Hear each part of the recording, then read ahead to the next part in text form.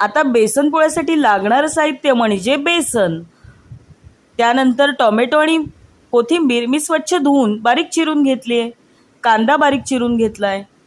त्यानंतर आता ह्या बेसनमध्ये सगळे इन्ग्रेडियंट घालणार आहोत आपण.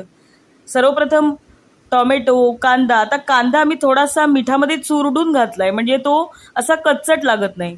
त्यानंतर कोथिंबीर घातली आहे, अर्धा चमचा हळद घातली आहे छोट्या चमच्याने. त्यानंतर आता लाल तिखट घातलं आहे, आपल्या आवडीप्रमाणे घालायचं. कोणाला तिखट हवं असेल तर तिखट, नाहीतर मग तिखट कमी. त्यानंतर आवश्यकतेनुसार म्हणजे चवीनुसार मीठ घातलेलं आहे. त्यानंतर आता आपण पाण्यामध्ये हे पीठ चांगलं भिजवून घ्यायचं.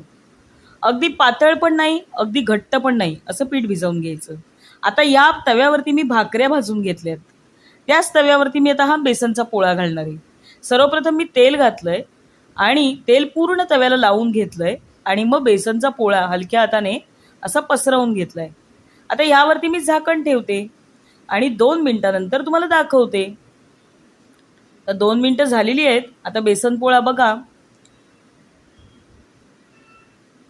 या ठिकाणी तयार होतो आहे. आता ही वाफ जरा कमी झाली की आपण बेसन पोळा परतून घ्यायचा आणि बाजूने परत तेल सोडायचं.